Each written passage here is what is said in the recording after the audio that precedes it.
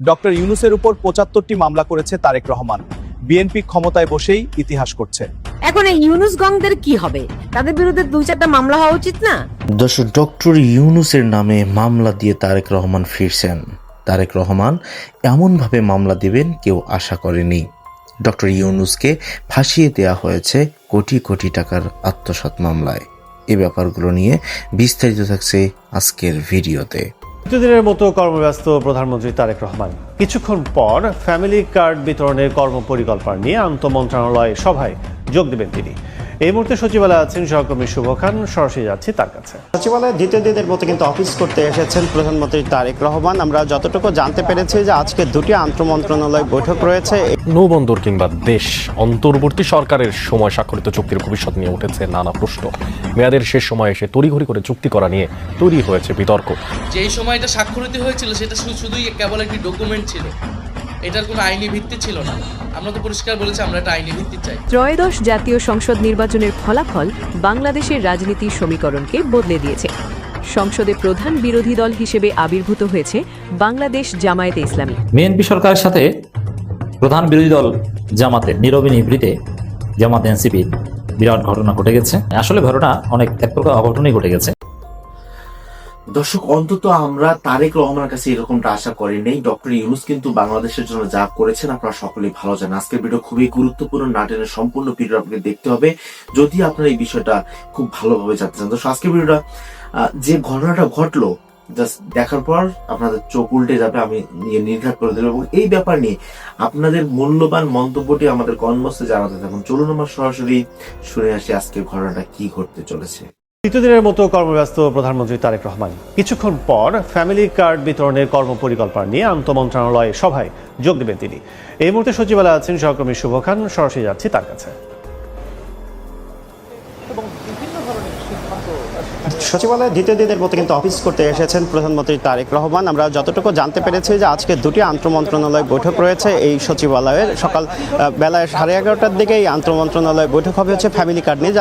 দর্শক, আপনারা জানেন যে বিএনপির নির্বাচনী যে ইস্তেহার বা প্রতিশ্রুতি ছিল যে সাধারণ মানুষকে ফ্যামিলি কার্ড দেওয়া, সেই ফ্যামিলি কার্ডটা আসলে কিভাবে দেওয়া হবে সে বিষয়ে আসলে আলাপ আলোচনার জন্যই এই আন্তঃমন্ত্রণালয় বৈঠকটি আহ্বান করা হয়েছে। আমরা যতটুকু জানতে পেরেছি যে বেলা 11:30টার দিকে এই বৈঠকটি হওয়ার কথা রয়েছে। এরপরে প্রধানমন্ত্রী দুপুরের পরে আরেকটি বৈঠকের আয়োজন করেছেন এবং সেই বৈঠকটি হচ্ছে যে জলাধার এবং 25 কোটি যে বৃক্ষরোপণ যে কর্মসূচি কথা বিএনপি নির্বাচনের সময় যে প্রতিশ্রুতিটা দিয়েছিল পরিবেশের সুরক্ষায় এবং জলাধারগুলো ঠিক করার ক্ষেত্রে, সেই প্রতিশ্রুতির বাস্তবায়নের জন্যই কিন্তু আমরা যতটুকু জানতে পেরেছি যে দুপুর 2টার দিকে হচ্ছে সেই আন্তঃমন্ত্রণালয় বৈঠক হবে এবং সেই বৈঠকের পরে আসলে সিদ্ধান্ত আসবে যে আসলে কিভাবে বৃক্ষরোপণগুলো হবে এবং ফ্যামিলি কার্ডগুলো আসলে কিভাবে দেওয়া হবে, কারা পাবেন সে বিষয়ে বিস্তারিত হয়তো আমরা জানাতে পারবো। আরেকটি বিষয় জানিয়ে রাখি যে নতুন প্রধানমন্ত্রী কিন্তু সচিবালয়ে বেশ কয়েকদিন অফিস করবেন বলে আমরা জানতে পেরেছি, যেহেতু প্রধানমন্ত্রীর কার্যালয় এবং যমুনা এবং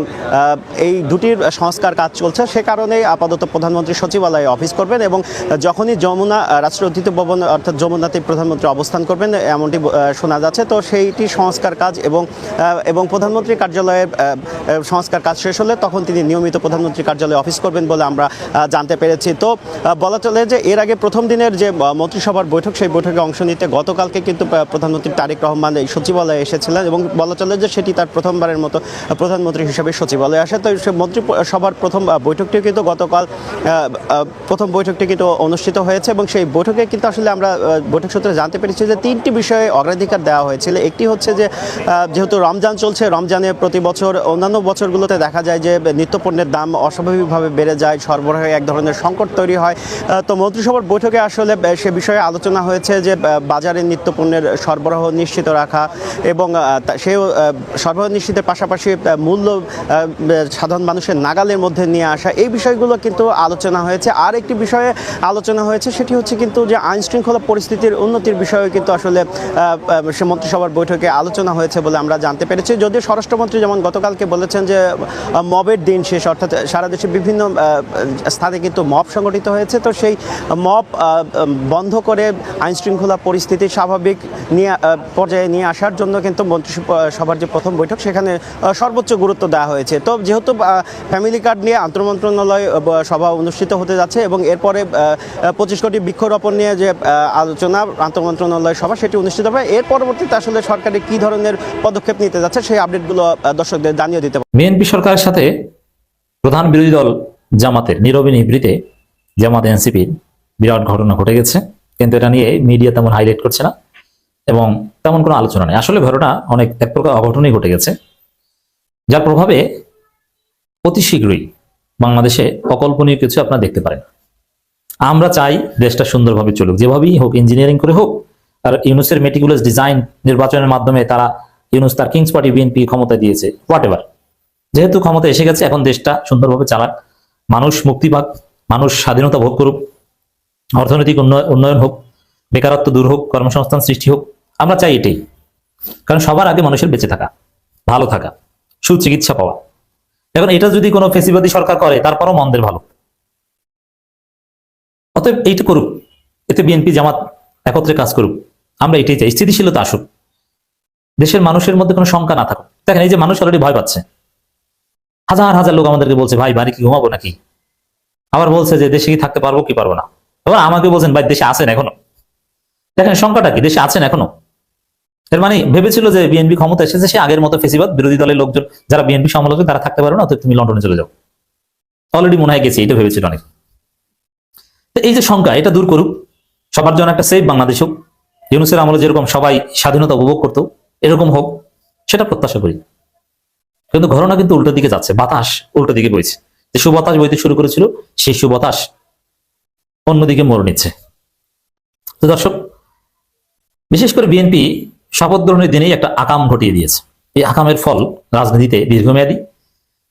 এখন এই আকাম নিয়ে যদি মিডিয়াগুলো আগেই বিএনপি দখল করেছিল, যদি মিডিয়াগুলো স্বাধীন থাকতো, মিডিয়াগুলো যদি বিএনপির দালাল না হতো, তাহলে এতদিনে হাউকাউ লেগে যেত বাংলাদেশ। কি যেমন ইউনূস সরকারের সব এখন বিএনপি সরকারে, ইউনূস সরকারের মন্ত্রী বিএনপি সরকারের মন্ত্রী, ইউনূস সরকারের ড্রাইভার বিএনপি সরকারের ড্রাইভার, ইউনূস সরকারের গানম্যান বিএনপি সরকারের গানম্যান, ইউনূস সরকারের স্বরাষ্ট্র সচিব বিএনপি সরকারের সচিব। তো এই যে কাজটা, এই যে যা আপনারা দেখছেন, এটার বিরুদ্ধে কোনো কথা বলতে নেই, কোনো মিডিয়া কলাম নাই, কিচ্ছু না। এই যে খলিলুর রহমান পররাষ্ট্রমন্ত্রী হয়েছে, এটা নিয়ে তোলপাড় শুরু হওয়ার কথা, বাংলাদেশে একটা বিরাট উত্তেজনা লেগে যাওয়ার কথা, অথচ কিছুই না, চুপচাপ। তো মিডিয়া দখল করতে পারলে কি ঘটে, কিভাবে কি আকাম করে বাঁচা যায় দেখছেন। যেমন বিএনপির লোকজন কাউকে খুন করলেও বলে যে বিএনপির বিরুদ্ধে খুনের অভিযোগ অথবা কথিত অভিযোগ, অথচ খুন করে ফেলেছে। আর এই ঘটনা অন্য কেউ করলে তখন সরাসরি অমুকের হাতে অমুক খুন। এই হচ্ছে মিডিয়াগুলোর চরিত্র। তো মিডিয়াগুলোর দালালির কারণে প্রকৃত অবস্থা যে অঘটন ঘটেছে অলরেডি, বিশেষ করে বিএনপি জুলাই সনদ অনুযায়ী সংবিধান সংস্কারের শপথ নিল না, যেটা সুস্পষ্টভাবে জুলাই গাদ্দারি, জুলাইয়ের সাথে গাদ্দারি। এবং খলিলুর রহমানকে পররাষ্ট্রমন্ত্রী বানানো, শুধু খলিলুর রহমানকে নিয়ে আলোচনা হচ্ছে, কিন্তু আরো অনেক রহমান ইউনূস সরকার জাস্ট বিএনপিতে রূপ নিয়েছে। একদম ড্রাইভার থেকে শুরু করে এই সচিবালয় যারা চালাতো আমলারা, এরা সব গুরুত্বপূর্ণ সব বিএনপির দখলে ছিল। এটা ভুল পারসেপশন ছিল অনেকের মধ্যে যে বিএনপি দখল করেছে, এটা না জেনে বলতো। আমরা আগেও প্রতিবাদ করতাম, এখনো বলি, এখন তো স্পষ্ট হয়েছে। ত্রয়োদশ জাতীয় সংসদ নির্বাচনের ফলাফল বাংলাদেশের রাজনীতির সমীকরণকে বদলে দিয়েছে। সংসদে প্রধান বিরোধী দল হিসেবে আবির্ভূত হয়েছে বাংলাদেশ জামায়াতে ইসলামী। ফলে জামায়াতের আমির ডক্টর শফিকুর রহমান এখন বাংলাদেশের বিরোধী দলীয় নেতা, অর্থাৎ লিডার অফ দ্য অপোজিশন। এবং চমক হিসেবে জুলাই বিপ্লবের আইকন ও ছাত্র প্রতিনিধি নাহিদ ইসলাম হয়েছেন উপবিরোধী দলীয় নেতা, অর্থাৎ deputy leader of the opposition. অনেকের মনে প্রশ্ন, এই পদগুলো কি শুধুই নামমাত্রই, নাকি এর সাথে রাষ্ট্রে দেওয়া বিশাল ক্ষমতা ও সুযোগ জড়িত আছে? বাংলাদেশের আইন অনুযায়ী বিরোধী দলীয় নেতা একজন পূর্ণমন্ত্রী, অর্থাৎ ফুল মিনিস্টার, এবং উপনেতা একজন প্রতিমন্ত্রী, অর্থাৎ স্টেট মিনিস্টার। এর মর্যাদা ও সুযোগ সুবিধা লাভ করে থাকেন। আজকের পর্বে আমরা পাই টু পাই হিসেব করব ডক্টর শফিকুর রহমান এবং নাহিদ ইসলাম রাষ্ট্রের কাছ থেকে কি কি প্রোটোকল, বাড়ি, গাড়ি এবং স্টাফ সুবিধা পেতে যাচ্ছেন। চলুন রাষ্ট্রীয় প্রোটোকলের এই তালিকাটি দেখে নিই। প্রথমে আসা যাক বিরোধী দলীয় নেতার কথায়। Leader of the opposition and deputy leader of the opposition act অনুযায়ী ডক্টর শফিকুর রহমান এখন একজন পূর্ণমন্ত্রীর সমান মর্যাদা ভোগ করবেন।